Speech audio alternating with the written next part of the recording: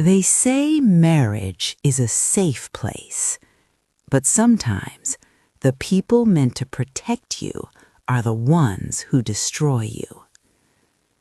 This is not a love story. This is a story of betrayal and revenge. People used to envy Amaka. She was married to Kunle, a respected man, popular, always surrounded by friends. Their house was never quiet. Laughter filled the rooms. Music played every weekend. People said, Amaka is lucky. Her husband loves her. But behind closed doors, Kunle's friends were always around, too comfortable, too familiar. They ate her food, drank her drinks, sat too close. When Kunle traveled, they stayed back. One hand touched her shoulder by mistake. One voice whispered things that made her skin crawl. Amaka complained. Kunle laughed. They are my brothers. Don't be dramatic. That was the first betrayal. One night, Kunle came home drunk with his friends. The house smelled of alcohol and danger. Amaka tried to leave the room. They blocked her. Kunle laughed. Kunle drunk, careless. Relax, you are my wife. That night, her screams stayed inside the walls.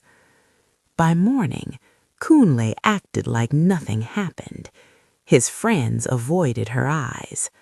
Her body survived, but her soul didn't. After that night, Amaka changed. She stopped talking, stopped smiling, stopped complaining. She cooked, she cleaned, she obeyed. Kunle thought she had accepted her fate, but inside her something was growing, dark, cold, patient. Every night she lay awake, listening to Kunle snore, hearing their laughter in her head. Behind the house was an old room, her late mother's room. One night, Amaka entered. Dust covered everything. Cobwebs clung to the walls. There, she found things she was never meant to touch. Kunle noticed the change. Kunle uneasy. Why do you look at me like that? Amaka soft, calm. I'm fine. But her eyes were no longer hers. Amaka started cooking special meals, sweet-smelling food, strong drinks. Kunle's friends praised her. Friend laughing, she has finally accepted us. They did not know. Acceptance is not forgiveness. One by one, things started happening.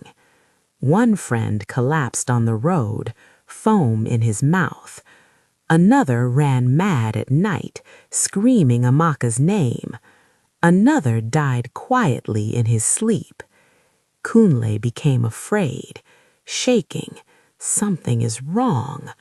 Amaka smiled. Cold. You said they were your brothers. That night, Kunle woke up. He couldn't move. Amaka stood over him. Her voice was calm. You betrayed me first. You watched me break and called it marriage. He tried to scream. The room answered for him. By morning, the house was silent. Kunle and his friends were found dead, faces frozen in fear. Amaka sat quietly beside them, alive, peaceful. When asked what happened, she said only one thing. They called me wife. I became something else. The trail does not always cry. Sometimes it waits, and revenge does not always shout. Sometimes it smiles.